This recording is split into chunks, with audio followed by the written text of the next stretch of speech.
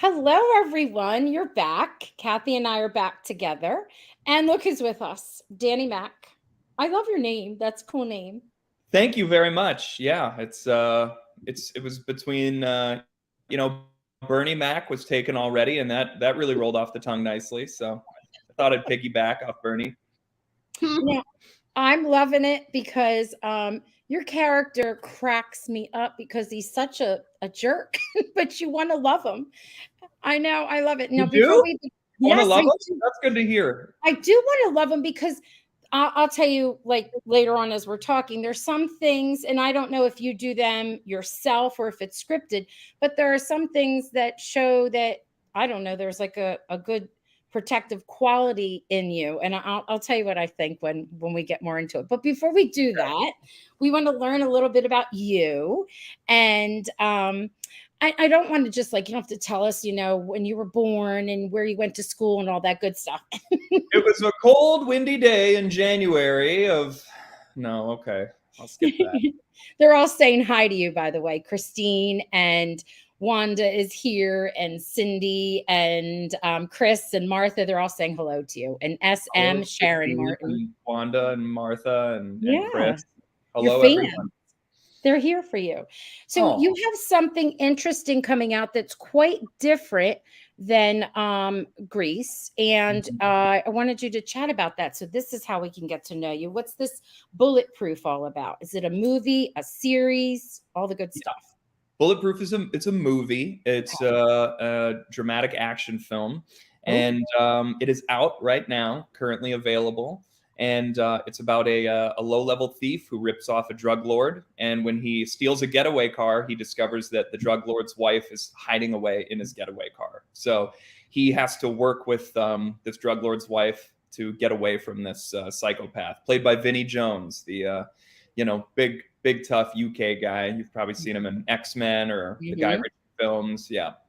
Oh And my you God. are you the main character? I'm not the thief. I'm Vinnie Jones plays Temple. He's the big bad guy. I'm his right hand man. My name is Skinny. I look a lot different in that than on Grease. I'm all bleached out and tatted up, and yeah, just a real dead eyed freak. And I Okay. saw that, but wait a minute, the tatting up, I love that. How long does that take for them to put that on your body? Like we got more efficient Okay. at it as time went on. But I remember the first day it was like 2.5 hours, and we were running so behind that we had to cut tattoos. We had like 12 more tattoos that were supposed to be all over this guy who's already covered with them, and we're like, we just don't have time. We can't do this every day, so we had to cut some on the spot. But eventually, we got it down to like just under an hour. Of And course, there's a lot of blood and wounds, so when we had to do those prosthetics as well, it would add quite a bit of time. But just the tattoos would be about an hour on a good day. Yeah. I've always wondered about that when they get a character who's got, tattoos and stuff. Why don't they just, cast or ask auditions for actors who already have tattoos? Yeah, it certainly would have been a time saver. I'm with you on that one. I mean, I would have been out of job, but hey, they would have saved some time on set anyway. that's funny. Now, but you weren't just in the movie, or you have a little bit more of another role, right? Yes, I'm the co-writer. I'm a screenwriter as well, and yeah, myself and one of my writing partners wrote that one together. Yeah. Now, when you do that, because you're the writer, do you have in mind like the part that you want to be? It's funny a little bit, but more so this part came about because I was taking a look at what we had when we were in the early outlining phase of the movie. And then it Mhm. more just came out of necessity, like what doesn't exist or what character feels like they should exist in this world. So we had Vinnie Jones's Temple character, and he's just highly emotional. Everything he does is based on emotion. He's ready to fly off the handle at any moment. And we thought, how can this guy run an empire if he's so unreliable and overly emotional? So, we sort of wrote Skinny, my character, as his right hand man who is essentially emotionless to complement them. And, since Vinnie Jones is this sort of, classically handsome, sort of straight man, tough guy looking dude, we're like, well, let's make this guy look like, as Glenn Ennis, one of our co-stars, referred to me, a circus freak. So it just sort of came out of necessity. We were thinking, like, how could these guys really run an operation like this if this guy was the only one in charge? So yeah, we had some different ideas for characters in mind. My co-writer, Cooper Bebo, is also in the movie, and he plays also a really undesirable fellow as well. So I don't know why we ended up being the scumbags, but we did. Well, that's okay, because I don't know, usually the actors that we talk to always say that's like the most fun, to have like be a creep, or someone like ridiculously over the top, that kind of thing. Yeah. What do you prefer, the writing or the acting? Yeah. That's a good question. I've always kind of felt like they're intrinsically connected. I mean, they are, but Mhm. when I was a kid, I loved writing, and the only thing I loved more than writing was being able to perform what I'd just Mhm. written. So I always thought that they were just connected to me. They're very different. When you're kind of getting sick of one, you can turn to the other. I think I've always been a performer at heart, but yeah, it's a tough one. I don't really know which one to give it to. I Oh, write so that I can perform a lot. Maybe that means acting, but they're both really important part of me and my journey. what so if you're writing, when do you find the time to write, especially if you're in, at the time in a series and you're acting, or do you just keep them totally separate and they're not simultaneously happening? I try to be able to write whenever I can. I challenge myself to write in environments that aren't ideal, and I find that if you just kind of buckle down, you can do it. I've written Mhm. on an airplane for, intercontinental flights. I've Mhm.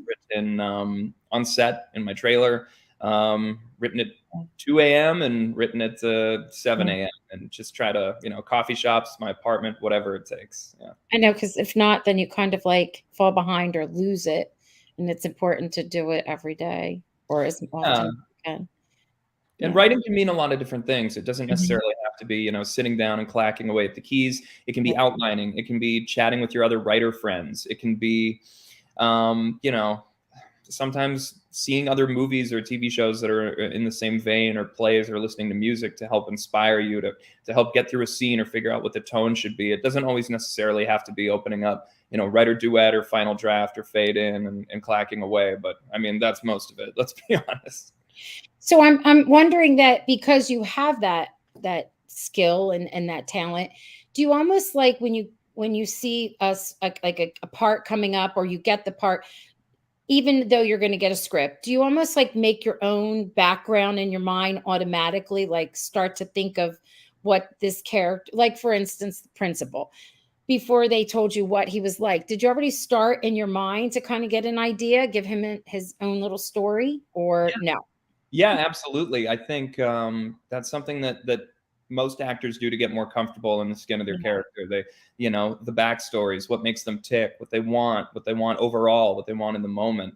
The writing helps inform. I mean, what the writing does is you take a look at what page your audition comes in on, and then you figure, okay, well, based on if this is an hour-long program, we're page 20 here, or we're page 80 here. It really helps you know where the stakes are Oh, in that scene, and you can kind of like reverse engineer what degree of drama is supposed to be taking place there. So that's kind of where the writing can come in handy sometimes. But I think actors have figured that trick out. Some of the good ones have, anyway.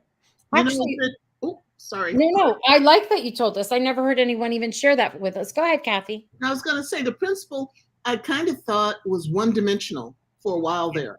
And then in the scene where they're counting the votes and Jane wins, Yes. and I'm like, oh, this guy is just, or the character, mind you, is just dimwit, and he's just going to go along and do what he's told. And then I think it was in episode 6, there's a scene with assistant principal comes in, or vice principal comes in and says, no, this, Jane won, I was there. And he like, not blackmails, bribes her basically. And I'm like, oh, this guy's not a dimwit. He's got something going on up there, and he's, just playing her. So that was an interesting turn of character for me. Right. Well, that's what I was going to point out, Danny. Like, so there were parts like in the previous episode 5, where you had to redo it again, recount it again, and your expression is like, oh my, like you don't want to do it. That's how we took it as a viewer. I thought you're sympathetic to. Yes. So I'm like, oh, he isn't really like a fool. There is a scene that, well, first, before we get into there, so you get the script, I guess, for it, or you audition for the part. What was your overall opinion like when you saw this? You're like, oh, this is a good guy. This is a dim. I don't know. What was your overall opinion of the character? I loved him. He was very funny. Yes. I love a lazy jackass. Like, Yes. I read the sides and I was like, this is my guy right here. He Yeah. will just do anything to look cool or go home or avoid doing any actual work. And Right. so, you just sort of summon the laziest parts of you when you think back to every time you rightfully got fired from a job and you Oh just my go, gosh. this is my dude. So Yeah. I kind of, when I was sort of like formulating like how he should sort of like look and talk, and you know, I just kept thinking of, that he's so pompous. And I kind of thought he's a little bit of like, he's a little bit of the principal from Breakfast Club, because, and then a Yes. little bit of, I just couldn't help but a little bit of Principal Skinner in there, because the famous principals came to my mind right away. You want to pay homage to them. And then I also thought he sort of got a little bit of this Vince McMahon from WWE, and I'm sort of this like cock of the walk goon, if you will, and then maybe even a little bit of Ron Burgundy there in him as well. So I just thought, what makes all these guys tick? It's ego, ego, ego. Yes. And I thought he was very entertaining, especially because he's the ire of Assistant Principal McGee, and I just couldn't wait to drive Jackie Hoffman crazy on Oh my set. gosh. But she drives me crazy, is the actual behind the scenes. Yeah. She drives me nuts a little bit. But You know who else I saw in that character? Who? Niedermeyer. I don't know if anyone knows this reference from Animal House. Niedermeyer. Yes, that's He right. was just such a pompous ROTC leader. And you had an expression on your face sitting behind the desk, and I was like, oh my gosh, that's Niedermeyer. He just knows everything. Niedermeyer. Thank you. That's great. So some of the things cracked me up. Like here was one of the things where that killed me, and I didn't know if it was something that you decided to do, if the director told you to do, if it was in the script. But there, Jane and Richie are hiding behind the door in the office. This was early on, maybe episode 2, and you're in there and you're listening to the game, and you have I guess it's the radio, right? Is that what you're looking at? And you're looking at your own. And you're looking at yourself, and I'm dying. And I thought, oh my God, that's cute. All those little pieces. Now, is that something you did, or is that what was written? Radio smoochy face bit in the script. I'm getting that fully. Not only that, it's like we really wanted to get that shot perfect. So I was making 50 faces at myself for like several takes. Yeah. Oh gosh. You're like, too much, maybe more. Less tongue, we really made sure that we got. No, that was. I mean, there is some improvisational moments, and they're so nice. They just let us play, and they're so sweet. And it's always surprising to me when I watch these episodes. Which ones make it in, which little goofy things that we tacked on make it into the final cut. But that one in the script. Did you need an intimacy coordinator for that shot? Yeah, I believe the radio has a lawsuit pending with several. Okay. A lot of that was not run by the radio beforehand. And, I understand it's outrage. Okay. Now, the other thing that I loved, this is another thing I've not the smooching I didn't find endearing. I just thought it was hilarious. But the part where they're all out there on the field and they're singing a song where they're like, sticking it to you, and they give you the finger, and you hide her eyes, like you're protecting her. That's what I mean. There's like little pieces like that you sort of care for her. And then in that scene, Kathy, like you were saying, that was like a bribe, and I was shocked because she's like thinking about, because you say you're gonna run for superintendent, right? Mm-hmm. And then she kind of likes that, and you're like, and you're going to recommend her. Mm-hmm. And do you think he really knows that she does a good job, or do you think he doesn't really know how much she does? I think he is completely unaware. I think he considers the fact that the clocks run on time, that just means he's a good delegator. And that's it. So, as far as he's concerned, he's killing it by making McGee do all these things. So, if a day runs smoothly, that means he delegated properly. And if it's on fire, that means McGee dropped the ball. So it's never on if something bad happens, and it's always on him if something good happens. So do we get to know more about you? Like, I was curious if you were married, and if we find out even more about you as we get to the last episodes. Yes. Principal Nicholson has a wedding ring, so he is married. When I was doing a bit of research for just this time era, it would be very unusual for a man his age and of that profession to not be married. So I wondered, I'm like, I think they're going to slap a wedding band on me, but I'm not sure. That's one of those things that, you show up on the day and then you learn a little bit more about the character. I didn't exactly know who I could call or email, but in my mind, he was married. And then, of course, they gave me a wedding band, so he was. I don't know how much more you're going to get to know about the inner workings of Principal Nicholson's mind as this season goes on, but you will be entertained at the very least. Okay. Do we get any? Oh, go ahead, Kathy. I'm sorry. You got to learn to give the signals here. Off today, and you know what? It's all my fault because I'm off. I apologize. Go ahead, Kathy. Go. So I see a question. I can't type anything in, but it was a question I had too. Are we going to get to see you doing any kind of dance or song or dance number? That was what I wanted to ask. Is that what you wanted to ask? Yes. I'm not sure how much I can say. I'll say don't get your hopes up. It might be for the best that you don't hear me belt out a few tunes yet, even though our team could make me sound like $1 million. And you know what? Just because I know that you guys are such fans of one of my co-stars, I'm just going to go ahead and change my background here real quick. There we go. How did you do that? Oh, this is my normal background. This is what I normally jam out to. Zoom sessions, checking in with the fam. This is really where I'm normally sitting at. So this is the real me. I hope you guys are okay with it. Me and my boys here, me and my Chris's. Oh my gosh. Wait a minute, Danny. There's a question out here. Wait, someone asked. He's sweet as sugar. Oh, dear Lord. Chris says she wants to know, how much did you work with Chris McNally? So this is perfect. Yes. So didn't have any scenes with Chris McNally, but we'd be backstage and holding a lot at the same time. And I hear he's great. I was told explicitly not to make eye contact with him at any time, never to speak to him, or he would lash out violently. So I imagine he's an okay dude. Great smile on him, terrified of the man. Maybe if season 2 happens, I'll work my way up to saying hi to him. But you don't want to go for the last cupcake at Crafty when Chris has his eyes on it. I'll tell you that. You're going to have a broken wrist real quick. He made everyone follow like a sweetheart, but he's a killer. Dear Lord. Oh my gosh. Let's talk, both of you were very well dressed. I love how the men are dressed, even casual. So you're in there getting your hair did and your little outfits. Do you have any say in your outfits, or they just had your costumes all ready for you?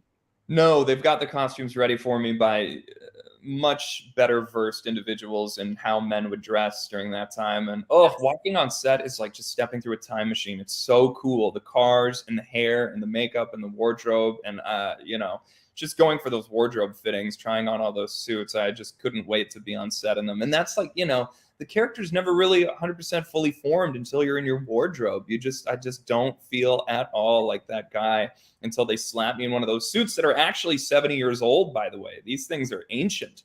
So, you won't catch me eating spaghetti wearing one of those things. Someone would freak out on me for sure. I think I forget who we had on. Maybe we had the moms that did the big mom scene in a couple episodes, and they were on, and I think they were telling us about the costumes, and you had to be careful with them because they're older. They really are that old? I mean, my suits are literally from the 50s. Yeah. Wow. Vintage is putting it lightly. Yeah, they're relics. Wow. Indiana Jones should be fighting to get them in a museum. These things are very old.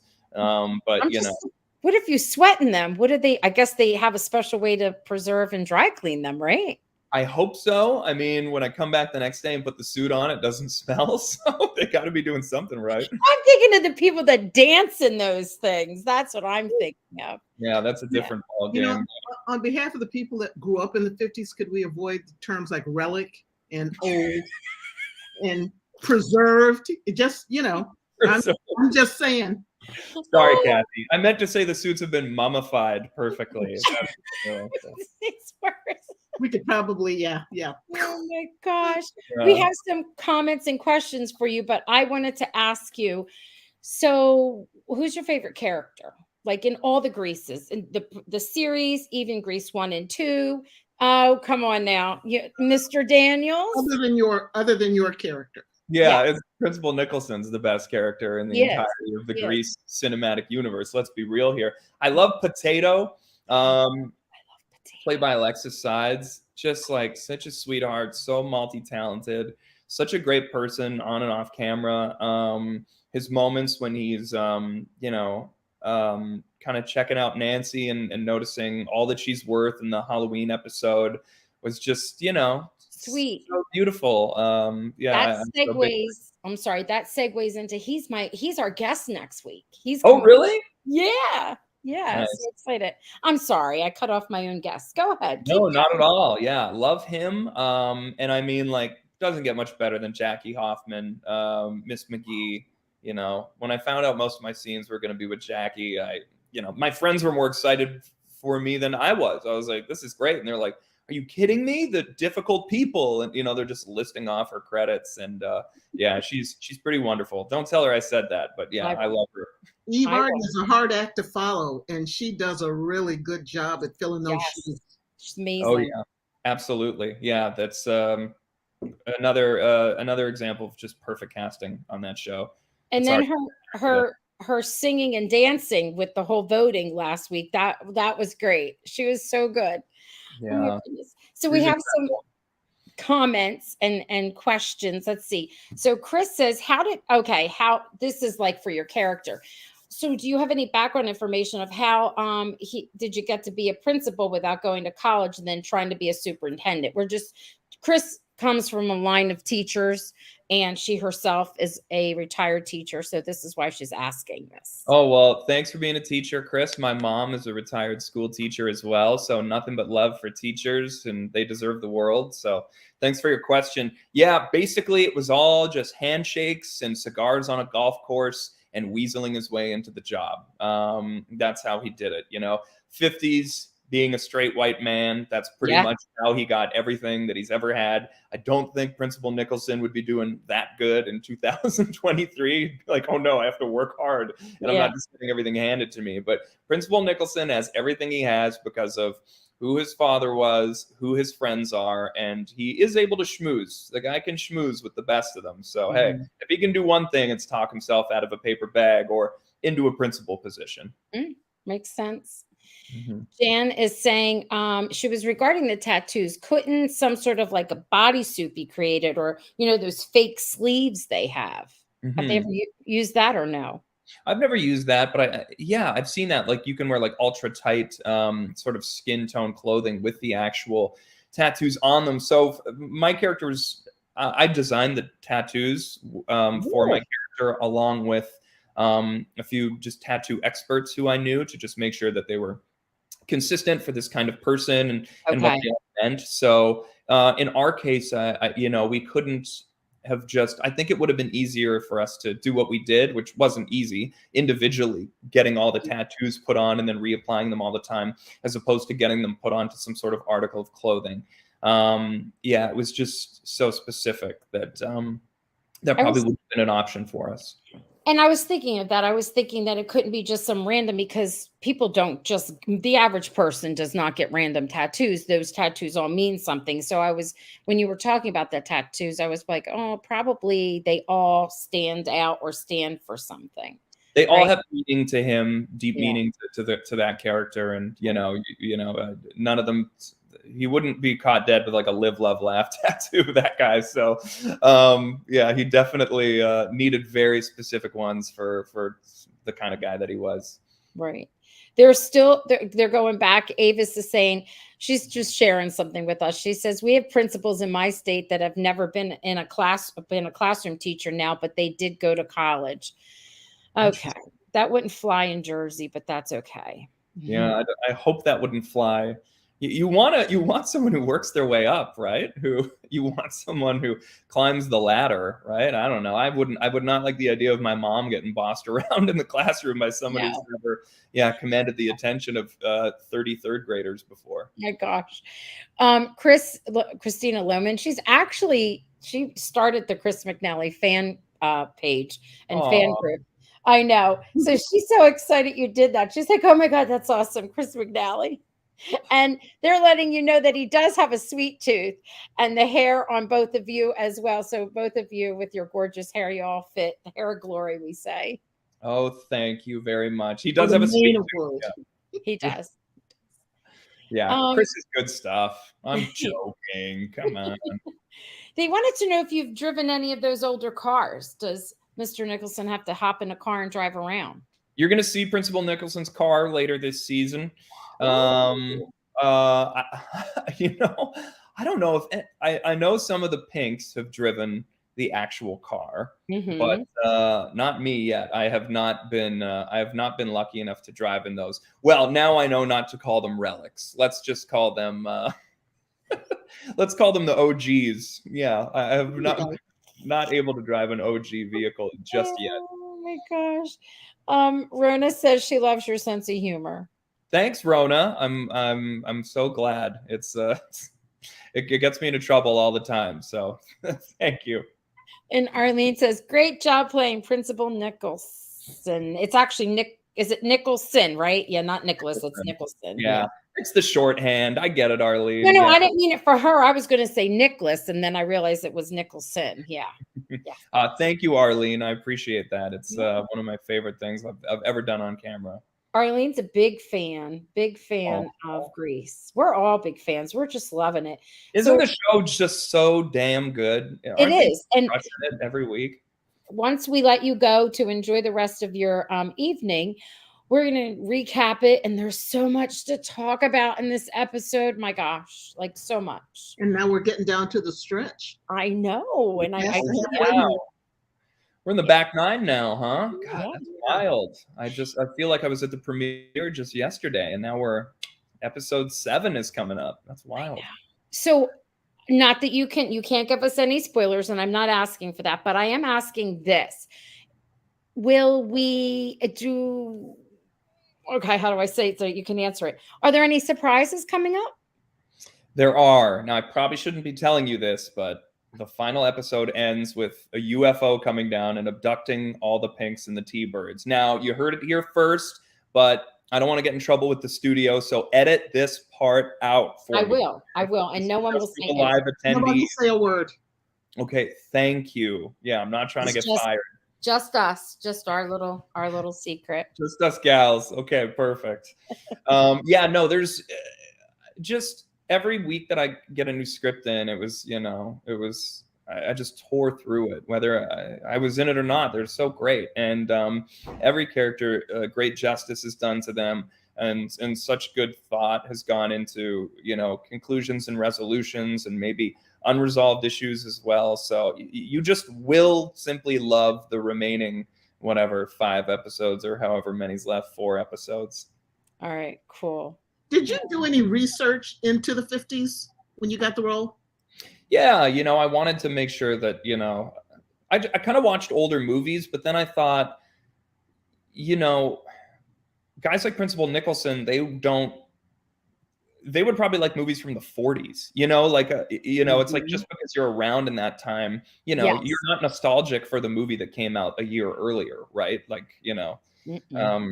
if you were to ask me, what movies I think about more often than not, I'm not going to say Guardians of the Galaxy Volume 3, even though I just saw that, I'm thinking of stuff from my childhood. So it was actually, listening to music and watching films from the 40s and then thinking, how does this guy fancy himself? I think, he kind of thinks of himself as somewhat of a crooner and, you know, sort of like an Mhm. old Blue Eyes type. Like when he looks in the mirror, he's probably thinking he's pretty slick. So Mhm. also just little things per episode, like in the one where I'm looking in the giving myself kissy faces in the radio, I was like, well, you know, based on what time of the school year it is and what year it is, what baseball game is he listening to? And then I'm Mhm. able to ad lib certain things, figure out who his team is. And every episode, that's the cool thing about you know, getting a new script every couple weeks is you get to learn a little bit more about your character and flesh things out. So, you know, I would just constantly be updating my Rolodex of what type of guy he is and what he does in his spare time. And Mm. you know, the writers are so fantastic and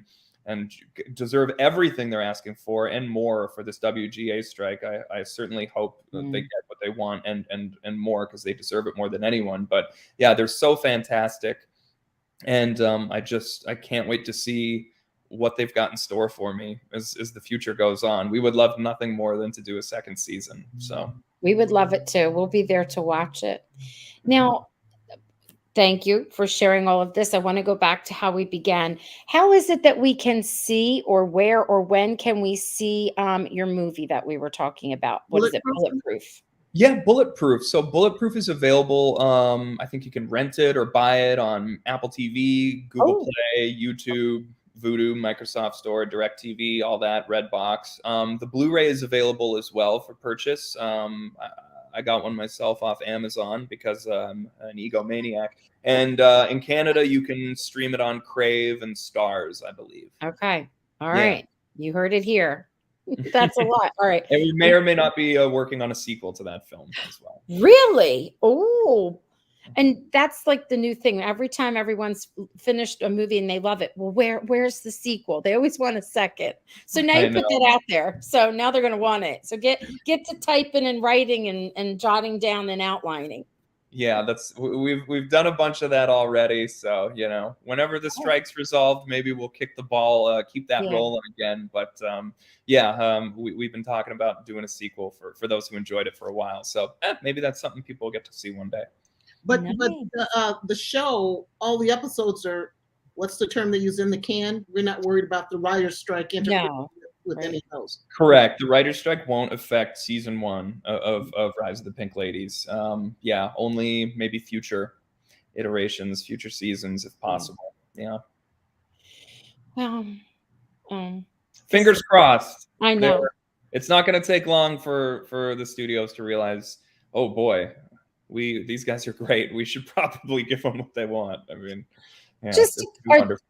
are they sitting in negotiations? Is that what they're doing, or Yeah, no? so negotiations fell apart, which Right. was why the strike was authorized. So, you Okay. know, there was a couple things that the studios just wouldn't budge on that seemed Yeah. like pretty huge deals for writers, like, you know, the use of AI and the ability to have writers on set, which is something that Yeah. happens less and less as Yes. time goes Yeah. on, but it's so important. It really Sure. is. It really truly is. And I then showrunners are just writers who have on-set experience, you know, when it all boils down to it. So, Mhm. you know, we're just going to have more experienced showrunners to give us better shows, if that's something that's able to be accommodated. I'm a negotiator for the teachers union. That's why I was asking. And we can't, in New Jersey, we cannot strike. We're not allowed to strike. So Oh, we have, oh no, we'd go to jail. That'd be okay. my goodness. Yeah, the executives would go to jail, not the teachers wouldn't. But Oh, I was just wondering if there's like we have to have mediation and we have to go before a trial. There's all kinds of crazy stuff. So I wasn't sure exactly what had went down. Or thank you for sharing that though. yeah, So of course. I'm not on the front lines mm, with them, but I just try to stay apprised of what's going on sure, all sure. as much as I can. So yeah, I take everything I said with a grain of salt, but that Oh seems no. I don't mean it like I'm glad you shared because we're all curious. We want to know. We're hoping, for like selfish reasons. We want our shows to go on, like yeah. right away people are like, what about my show? They were supposed to have working on season 11. And what about so we all get bent out of shape. Yeah. Hey, me too. Yeah, I'm I'm worried about my faves as well. Yeah. Just give them what they Dan- want. Let's go. Yeah, come on. Let them have Danny, faith. can you take this back to the powers that be? And I mean this from my heart. If Okay. you run out of ideas for season 2, Roxanne and I are available. Pink Ladies. Okay. Rise of the podcasts. Now, okay, Kathy, I don't know how many podcasts were operating in 1954. That's my only question. Oh, that's all backstory will supply. We can work through. Oh, come on. How many high schools had choreographed musical numbers 3 times an episode in the 50s? Come on, we can work with me here. I thought all of them. I guess I haven't done enough research, but yeah, maybe you're right. I think you're onto something here, Kathy. Yeah. Yeah. Okay. I'm gonna knock this up. I'm gonna call Annabelle Oakes right after this. Yes. Dial her up. Yeah. You're not gonna believe this idea, Annabelle. Of course, I will have to say it's mine. But yeah, that's the Principal Nicholson way, isn't it? She'll let you.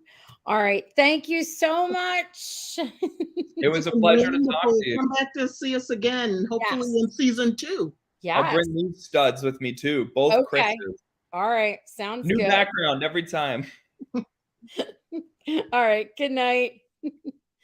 All righty. Girls and boys. Kathy, do you want to be this way or this way? I like this way. I need new hair. You can't see me quite as clearly, so this way. This way? No, this way, right here. Yes. Okay. What's this say? Brian Shively. Kathy, you and Roxanne can audition your song and dance number on us. Okay, next week. We'll be ready. Oh, everybody's saying thank you to him. He was great. I loved him. He has good energy. Yep. All right, peoples, we have so much to talk about in this episode. I have this like 1, 2, 3, 4, 5, 6, like 7 storylines, and then this big pop culture. And I hope you all stay for the spotlight on Mr. Daniels, because we have some inside news to share with you. No, he's not coming on. I'm just saying we got a little tidbit for you that might make us so excited. All right, so anybody need a drink of water or anything? Water? You ready, Miss Kathy? I'm ready. Okay. Well, there were a lot of storylines going on. I mean, there was a big thing that happened with Susan. Holy moly. There was a big thing that happened with Hazel. There was stuff with Mrs. McGee. Cynthia had a lot going on with her. Jane had a lot going on. Nancy had a lot. And Olivia. And then, of course, there's Mr. Daniels. Go. I thought that there was one overarching umbrella for the whole episode, and that was epiphany. Everybody had an epiphany of some sort. Oh, they did. Yep. Everybody realized something about themselves, and now they got to figure out what to do with it. You know what? Yes. And keep going, because there's even one character that really didn't have a huge part, but had an epiphany, I think. Go ahead.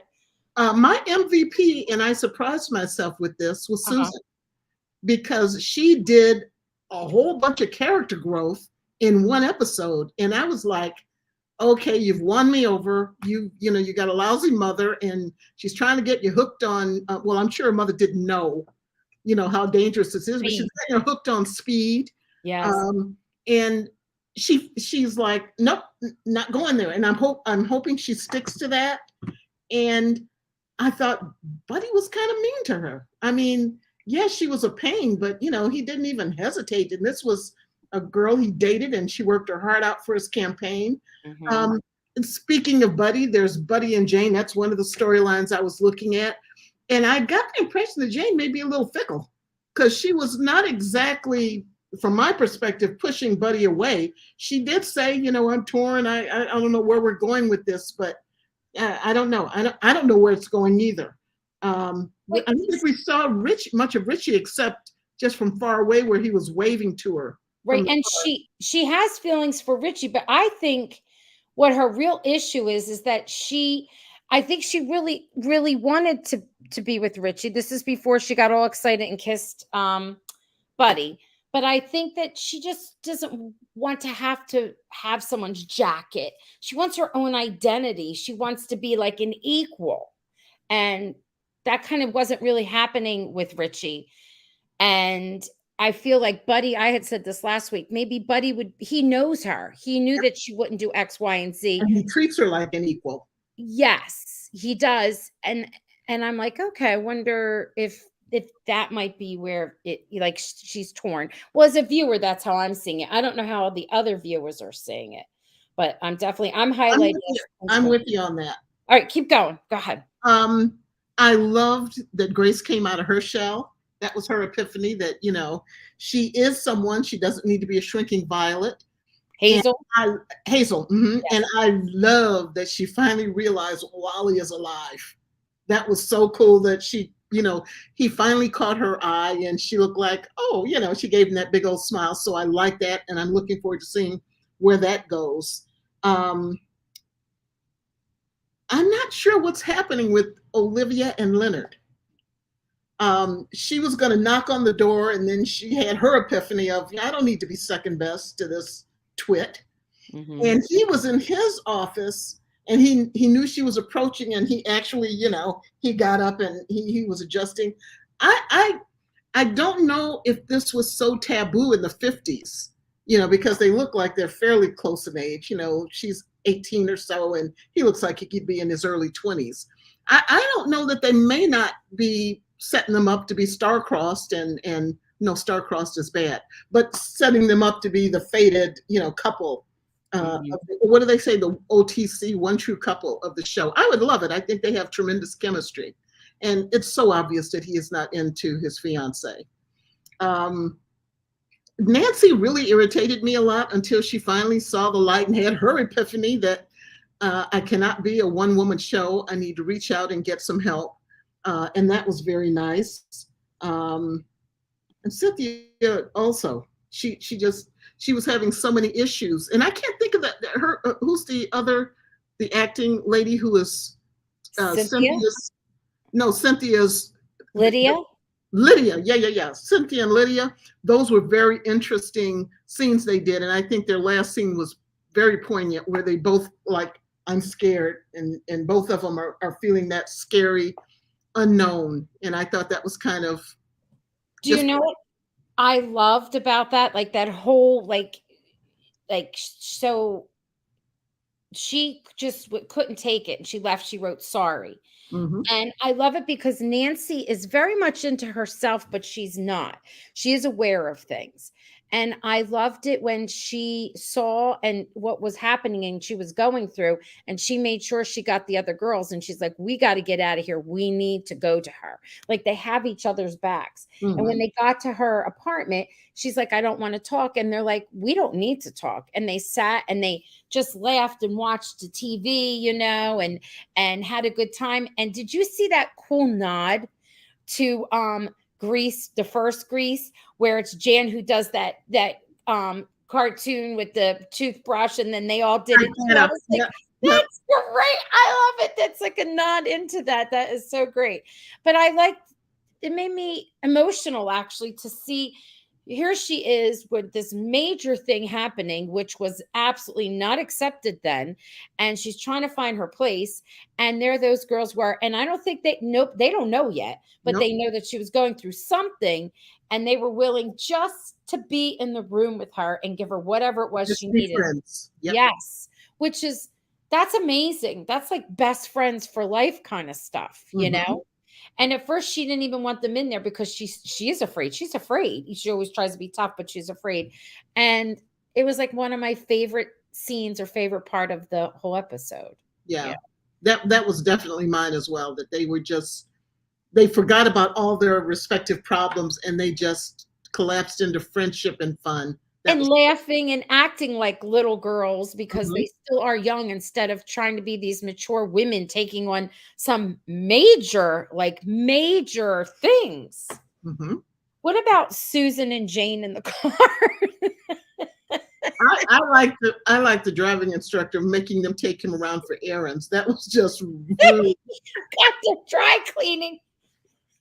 What a jerk. And he called them Blondie and whatever else. And he's like, you failed. She's like, failed? I've never failed anything. And then poor Susan's like, wait for me. And she's like, left her pills there. You know what? She was sitting trying to eat and her mother took it away from her. And she said, I'm hungry. And she threw it out. And she said, boys don't want you because you're just too far. You have to play the game. And I'm thinking, dear Lord. And I loved when Susan said what she said. She's like, oh, come off it. You don't need to be president. You know, like everybody wants that pink jacket. You say what we think, but we can't say it. Like you're our voice. And I thought, oh, look at that. Mhm. Look at that whole, like you said, she just 360 went all the way around, which Yep. I hope we see that more of her. Yep. I do. Yeah. She did a great job. She really did. And the actress who plays Tippy, Vroom, I think is her last name. She's amazing. Somebody actually highlighted some things here. Let's see what they have to say, and then we could. Okay. This is going back to Olivia, not Olivia. I'm sorry. Hazel was impressive. The actress has a gorgeous voice, Mhm. and where somebody said, "Oh, this is interesting." Remember, I said Buddy leaves, and he kind of acted a little weird when he was leaving from the stage. Christina says, "I think the reason Buddy got off stage fast was because after he kissed Hazel, he got mixed feelings, and he might have realized that he likes her or is attracted to her." I got the impression he got off because things got a little uncomfortable. Did you hear the audience reaction when they kissed? This Yes, was the 50s. It's like, yes, folks, we don't do that. Or we didn't do that in the 50s. And I yes, think he maybe felt a little bit of that because he's not used to anyone disapproving of him or anything he does. He's like the crown prince of the school. Good yes. grades, best athlete, president of the student council, all that. So I think they're setting up Hazel and Wally. That's my impression. And also she was it. She was the star of that. You're Mhm. not him. Do you know Right. what I mean? Yep. She was, even though there was that, so maybe And he's I think he really is, for a guy of that era, I think he's, kind of a minor feminist. yes, He gives the girls their due. And I think he may have yes, seen this is Hazel's moment. They're yes. friends, and Hazel helped him with his lines, and she's been a very good friend to him. And I think that might have been his way of giving her the spotlight. I agree. Jan saying regarding Hazel and Buddy, a couple of episodes back, I wonder if they might wind up together. But then Buddy commented to her during rehearsal that he didn't realize that she was there. So, yeah, remember there was like a little thing. Oh, I didn't know you were there. I remember that. Well, I Yeah, forgot you were there, something like yeah. that. But I agree because I do think that they are friends, and I don't know, he's a good kid. He's a nice guy, and he has such a great heart for his father being such a piece of work. I'm Well, going to pop Todd Thompson and say you're a piece of work in that part. you know, Buddy likes strong women. He does. You look at Jane and you look at Hazel came out with that. So I'm thinking that Buddy just might end up back with Susan once he realizes she has asserted herself. Plus, the other thing they have in common is lousy parents. He's Yes. got that horrible father. She's got that horrible mother. I could see them very easily bonding over that once he sees that she has changed. At least I hope so. I think they'd be great together. I was wondering, wonder if they'll make his mother and his father and her mother have a little fling because Right. they're always there. Well, I don't know because he was there demanding Buddy with the count to be the winner, and she was there too. And I'm thinking, why is she there? Maybe she's in charge of PTO. I don't know. Like, where's Buddy's father? I mean, mother. It was like Susan's mom, Buddy's dad. I don't know. I was just like, wonder if something's going down with them, but maybe not. That's just me thinking. Christina says, I think Hazel will be a pink lady. She's outstanding and coming out like I thought. Think she'll be a pink lady? I think she could be a pink lady. I think Susan might end up being a pink lady. Yes. And this is what they're saying. That's Brian's agreeing with that. And this is Lillian. I wonder if Susan will become a pink lady. Mm-hmm. And yes, you are correct, Arlene. Buddy's dad did not like it when they kissed. Yep. No. And I love how Hazel's parents were sitting right up front, dressed beautifully.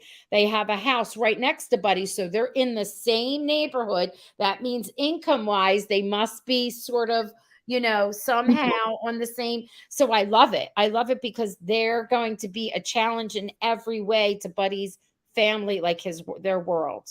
Yeah. And this is Carrie. I think Buddy left the stage because he saw how he was His disappointed father. in him kissing her. his father was disappointed. I think that's what Carrie meant. Yes. Okay. Okay. All right. I'm seeing it. Interesting stuff. I wanted to talk about Mrs. McGee. And I like when you were talking to Danny about that scene where he kind of bribes her into like, yeah, he comes right out and says, yeah, I gave it to him. And I gave it to him because he's going to college. And she's like, well, so is Jane. And he's like, oh, girls, when they go to college, it's like, big deal. And she like looks and he goes, I didn't even go to college, right? No, she told him, I went to college. He goes, I didn't. Yes, and I did, and she's like looking around like, what? And then he says that she would take the part, right? Like take his spot. And she kind of was like, hmm. But then she kept giving advice, like to Olivia. Like she kept trying to reach out to her, especially when she saw Beige Barb come in. Yeah. Beige Barb. And with the like just come right in and give the pass out the I'm going to talk more about this, but when it's a spotlight on him in a few minutes, give out the invitations and do the kissing. And I just want to slap her. I don't like Beige Barb. Do you like Beige Barb? I don't like her. No. And I suspect that Beige Barb is pretty similar to Mr. Nicholson's wife. Yes. So I'm going to highlight these things. I don't think Mr. Daniels is that crazy about Beige Barb. I think there's so many people, so many characters in this show that are doing what's expected of them rather than what they want to do with their lives. That's a huge theme here. Yes. The whole all of them, every single one of them. Now, before we talk, I have some things I'm going to share what we know about Mr. Daniels' storyline. And before I talk, I have some ideas and I want to hear how everyone else is feeling about it. But before we do that, does anybody need a little break? I wanted to do, and I forgot to add, hold on, let me hit my present. It'll take me a minute. I wanted to add my pop culture for the I always do pop culture, and this one is about the movies. That's what I'm gonna put in and add here. Okay. All right. So this is interesting. I had a lot of fun. I'm with you, Roxanne. Can't stand Barb. Good. Beige Barb. Beige Barb is more of a trophy wife type. Yes. Miss McGee made a comment to Olivia not to always take second place. Yes, I'm highlighting all that. We're going to get into that good stuff. So just some pop culture for a minute here. So I had up some of like the popular, especially around 1954, very popular movie stars. If anybody wants to put in the comments who they think they might be, but right here we've got two. We know who these two are. Who are these two? Looks like, oh, you want a real answer? Yeah. Oh, Elizabeth Taylor and Marilyn Monroe. Yes. So in the comments, who do you think, before I go into the next slide? I chose 4 women and 4 men. There are many, but who do you think would be some that would be very Liz Taylor? Oh, that is Liz Taylor, Marilyn Monroe. Who do you think the other 2 ladies might be? And then there's 4 guys I chose. Who was hot during that, like in all those movies? Because they go to the movies constantly, and some of the movies that they have up are movies that we know about. Well, this is Greece, so one of them has to be Sandra Dee, right? Oh, you think I didn't put her in there? Doris Day? Wait, okay. I'm waiting for other people. They're just telling us who those 2 are. We know who those 2 are. I want to know, even guys, put some names in for the girls and the guys. I know, look at me, I'm Sandra Dee. You know that one. Oh, I love virginity. Yes. I love Judy Garland. I love Joanne Woodward. Oh my gosh, loved her. Love her. All right, here we got Doris Day, Cary Grant, Joanne Woodward, Judy Garland, Cary Grant, Liz Taylor, Marilyn Monroe. We already had them. Okay, so here we go. I also have up there. We are. Oh, Doris Day, yeah. Yes. And Natalie Wood. Oh gosh, love her. And then Paul Newman. Oh my God, Cindy. A Long Hot Summer. It's a movie I have to watch every year of my life. It was my mother's favorite. It is my favorite, and I have to watch it all the time. And she's a school teacher. I love it. All right, here's two very, very popular men during that time. Jimmy and Jimmy. Yes, yes. And oh yes, Bing Crosby, Gene Kelly. You've got there were so many. Here's another two: Marlon Brando and John Wayne. Look how young John Wayne is there. Oh, Cindy, you love that movie? Oh my gosh, so do I. I love it too. We should do a podcast on old movies. I And bought that movie. you love which movie? I bought The Long Hot Summer. Oh my God, I own it too. I can't. It's just that music, and it's just so good.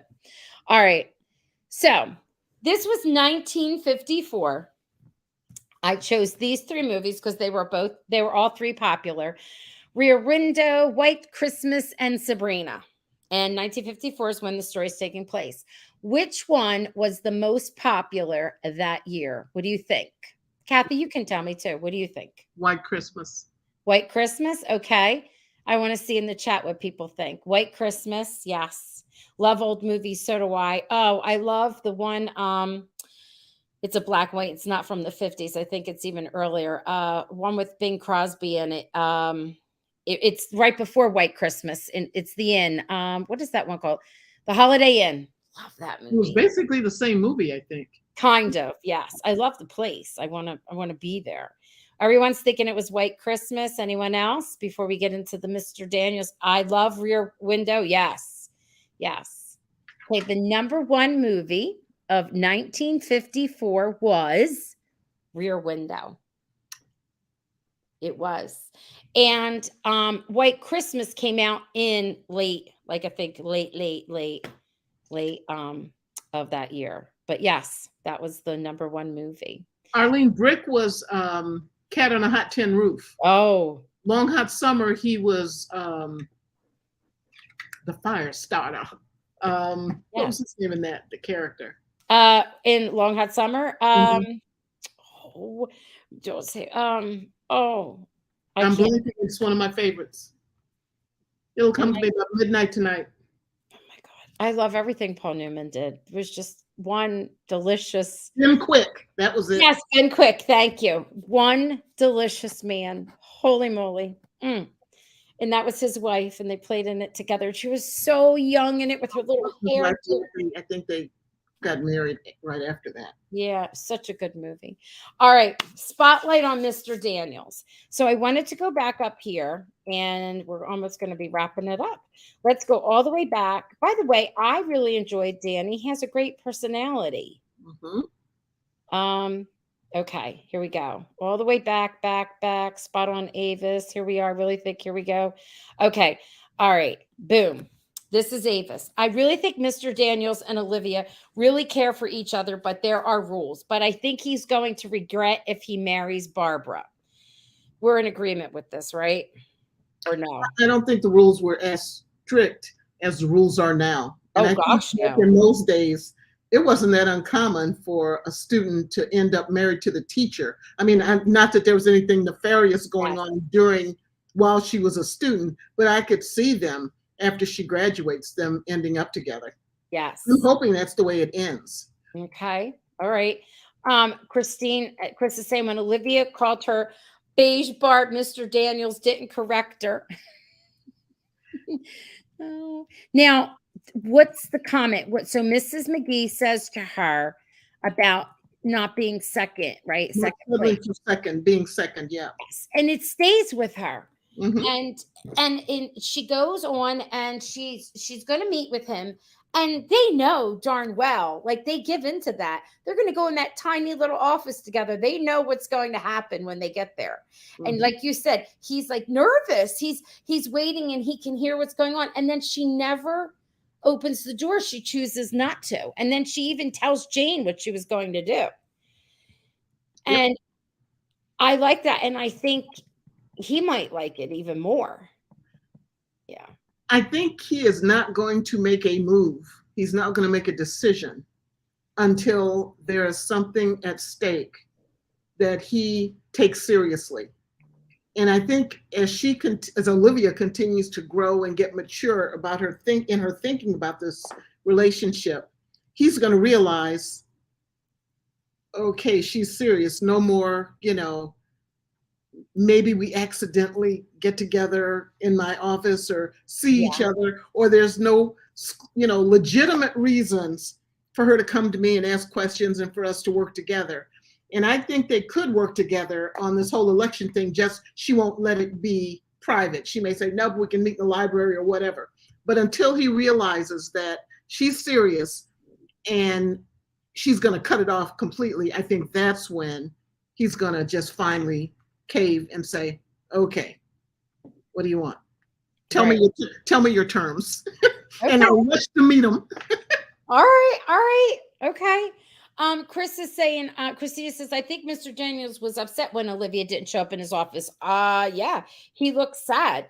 And sad probably because he's like saying, he knows he shouldn't be in this position, but he just can't help himself. But it's those little moments Yes. that present themselves. Okay, I didn't do anything to seek this out, but she's got a legitimate reason for us to be together. So he jumps on that and he's like, I'll take what I can get. And so, yes, he was disappointed that he couldn't even have that small moment with her, even if nothing personal happened. Yeah, that's true. What is Brian saying? Well, at least Olivia isn't. Lolita Young. Oh my God. I think she's 18 if she's a day. Yeah, I don't. I think that Mr. Daniels is trying to stay away, but Olivia keeps being pushy with him and trying to bump into him or go to his class or in his house, and she isn't making it easy for him. You're correct. And I think that those days are over. Yes. For the time being. I do too. And also, Mr. Daniels has started to realize her seriousness when she went to him about the vote. So, yes, like he's realizing that she's serious about this newspaper writing and what she has to say. And it's not just like a way or an excuse for her to be there, which I love. Now, getting back to this, I was thinking, where is this going to go? Now, I think they're going to play out this wedding because we get you know me, I always say you got to pay attention to things that get repeated. So we hear that they're engaged when we first meet her. Okay. Then the next time they're buying a house and he's painting it and getting ready for her. It's not going away. The next time now she's come in with the invitations to the wedding. So the wedding is soon. I'm thinking at the end of the show, it's like, is it going to be that he stands her up at the aisle because he just can't do it, at the church? Or is something going to happen between the two of them and Barb sees it and beige Barb, becomes red enraged Barb and ends it, I think something dramatic will happen. I don't know if he leaves her at the altar. I don't know if, he's about to say his vows and he looks up and sees Olivia standing there and he can't go through it. I don't know, but I believe something's going to happen to stop it. And they're going to end up admitting, let's just go for it because, obviously this is not just a fling. And then I'm hoping that we get a season 2, and season 2 would be them trying to navigate yes. the relationship while she's still waiting to graduate. Or I don't know if season 2 would be they graduated and there's a new set of pink ladies. I don't know how that will work, but right. I would sure love it if they end up together and trying to figure out how to be together. Right. So the piece of information that we received was that the storyline is going to be shocking. Something shocking happens. That's the info that we received, right, Kathy? Yep. So we're going to be like, why? Like it's pretty shocking. So, and I think stopping the wedding and running after Olivia if she runs out of the church would be pretty shocking, at least to beige Barb. Yeah. So that's cool. So something good is coming with that. Oh, what could it be? Yep. Oh my goodness. I think Mr. Daniels has to be the one to initiate the breakup. Otherwise, it's not legitimate. We'll always wonder, would he have just gone through with it if beige Barb hadn't? I think he's going to have to be the one to make an overt decision to be with Olivia. That's what I think. Whatever it is, it's pretty good. It's pretty spicy. Lillian say maybe it'll be like the end of The Graduate. Yes, Olivia back in the church window and Mr. Daniels and Olivia escape on the bus. Did you guys see how that movie ended? It ended with them on the bus, but them just looking at each other like, oh, what did we just do? Now what? I mean, I could tell that there was going to be trouble in that relationship going forward. All the drama happened at the beginning. They were done. I agree. I think Barbara will catch them kissing and she goes to the principal or higher ups and reports him. Maybe. I think so. Something good, something really good is supposed to happen. And then Mr. Nicholson can threaten them, and Olivia can say, "We've got the dirt on you, dude. You changed the vote, so what are you going to do about it?" So yeah. little drama. A little drama. All right. So next week we have Alexis on Alexis Sides, and he is Potato. And I love his character because his character to me is gentle and insightful. He sees a lot. And I want to ask how he got the name. You know what I mean? What does potato mean? Can't wait for him to come on and talk with us next week. Oh goodness. What do you think's going to happen before we say goodbye and good night? What do you think we're going to see in episode 7? I think we're going to see continued growth in the girls. I think we may see 1 or 2 new members of the Pink Ladies. I think we'll see Cindy exploring her sexuality, her love or affection for Lydia. I think we'll see continued tension between Jane and Buddy and Jane and Richie. And the most dynamic tension between Olivia and Leonard. I'm going to call him Leonard now because the other way makes him seem. Olivia, and I don't think Chris is in this episode for some reason. I don't think he's in 7. But I feel like though, just because he's not there, like then we may see the tension just on her part, or yes. I'm curious to know. Like, I wonder why he's not there. And then we'll talk about all the reasons of why he should have been there. That's what our spotlight will be about. Yeah. I love that Danny put up Chris behind him. Where did he get that as we're talking? That kills me. That was so great. That was great. But I want it. Oh, yes, that's right. You know what? I think the T-Birds will be in all their feelings over what happened with the vote and the Halloween party. I really think they have a big dance number coming up. They leaked some of that. They showed some of the things like of them dancing. They have a big scene coming up soon. So I don't know if it's 7 or not, but we need to hear a little bit more from them because we haven't heard that much, especially last episode. So I think it's a little bit of their time. That's what I'm anticipating. I wouldn't mind seeing in the last episode a new student transfers to Rydell High, and his name is Danny Zuko, and he's just a little puny freshman. Yes. Oh my gosh, we need that. Yes. All right. This has been amazing. And we thank you for joining us. So tune in next week. And you all have a good night. Good night. Good night. All righty.